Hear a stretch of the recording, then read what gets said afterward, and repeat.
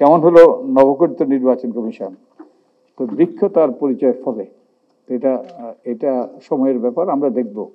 তা আমরা আশা করব যে তারা সঠিক ব্যক্তিদেরকে নিয়ে নির্বাচন কমিশন গঠিত হয়েছে।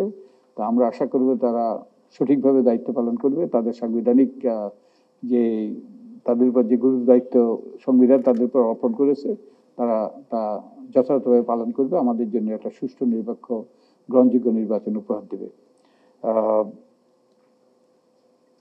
আমার তো মনে হয় এই নির্বাচন কমিশনের জন্য চ্যালেঞ্জ, খুব বড় চ্যালেঞ্জ নাই। যেটা সবচেয়ে বড় চ্যালেঞ্জ অতীতে দেখেছি সেটা হলো ক্ষমতাসীন সরকারের পক্ষ থেকে, রাজনৈতিক দলগুলোর পক্ষ থেকে। এবং তো এই আমাদের অতীতের নির্বাচন কমিশনগুলো বলছে যে তারা সুষ্ঠুভাবে দায়িত্ব পালন করে নাই, তাদের উপর বিভিন্ন পক্ষ থেকে চাপ ছিল। তো সেই চাপ তো আমরা আশা করি না এবার থাকবে। তো এই তাদের সবচেয়ে বড় যে ঝুঁকি, যে চ্যালেঞ্জ, সেটা তো অনুপস্থিত। তবুও চ্যালেঞ্জ আছে অবশ্যই কতগুলো। যেমন ভোটার তালিকাটা সুষ্ঠু করতে হবে। ভোটার তালিকা কিছু কিছু অসঙ্গতি আছে। যেমন ভোটার তালিকা একটা বড় অসঙ্গতি হলো যে মেয়েদের সংখ্যা কমে গিয়েছে।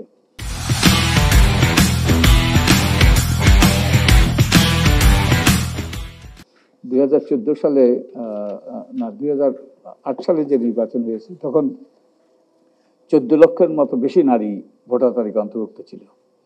এবার কিন্তু 23-24 লাখের মতো নারী কম পুরুষের তুলনায়। যদিও নারীরা আমাদের জনসংখ্যায় কিছুটা বেশি, প্রায় সমানই আমরা নারী পুরুষ, we have a gender balance there, কিন্তু আমাদের জেন্ডার গ্যাপ সৃষ্টি হয়েছে ভোটার তালিকায়। তো এটার বিহিত করতে হবে। তারপর যে ভোটার তালিকাটা হালনাগাদ করতে হবে, এবং যাতে সবাই ভোটার তালিকা অন্তর্ভুক্ত হয়। এবং এক্ষেত্রে একটা বড় চ্যালেঞ্জ ছিল প্রবাসীদের ভোটাধিকার নিশ্চিত করা।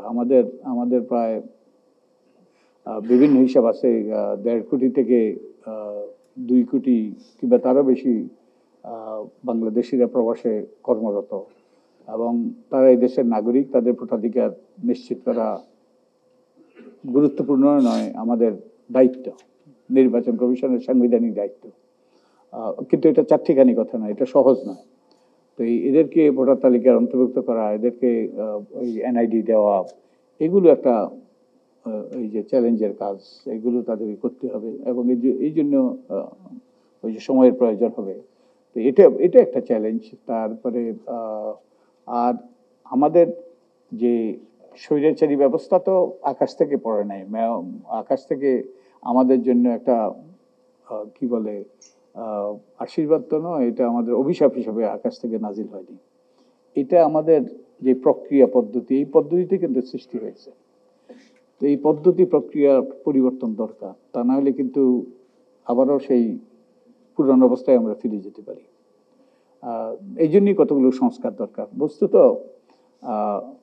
তোমাদের মনে আছে কিনা জানি না, কিন্তু এখানে যারা তোমাদের অভিভাবক আছে তাদের মনে থাকার কথা, 2007 সালে 8 সালে যে সংস্কারের কথা ব্যাপক আলোচিত হয়েছিল। সংস্কারবাদী বলে ওই যে তকমা লাগানো হয়েছিল অনেকের বুকে, এবং সংস্কার একটা গালিতে পরিণত হয়েছিল, এবং অনেকে নিগ্রহের শিকারও হয়েছিল। কিন্তু হ্যাঁ, সেখানে ওই যে -2 একটা কথা বলা হয়েছিল, কিন্তু ওটা বাদ দিলেও যে ওই সংস্কারগুলো যদি কিছু কিছু সংস্কার যদি হতো তখন, তাহলে হয়তোবা আমি নিশ্চিত নই, আমরা এই যে পরিস্থিতি সৃষ্টি হয়েছিল, যে পরিস্থিতি আমাদের প্রধানমন্ত্রীকে পালাতে হলো, সেই পরিস্থিতি হয়তোবা সৃষ্টি হতো না, আমি নিশ্চিত নই। কিছু কিছু সংস্কার, কিছু কিছু পরিবর্তন, কিছু কিছু পদ্ধতি প্রক্রিয়ার নয়, আচরণে পরিবর্তন যদি হতো, আমাদের গত সরকারগুলো যদি জনমুখী হতো এবং জনকল্যাণে কাজ করতো, ব্যক্তির কল্যাণও নয়, এবং অর্থকরী বাড়ানোর যে প্রচেষ্টা হয়েছিল, দুর্নীতি দুর্বৃত্তায়নের যে স্বর্গরাজ্যে আমাদের দেশ পরিণত হয়েছিল, এগুলো থেকে যদি বিরত থাকতো এবং পদ্ধতি প্রক্রিয়া যদি সঠিক হতো, তাহলে তারা এগুলো করে পার পেয়ে যেতে পারতো না। তো এই সংস্কারটা গুরুত্বপূর্ণ।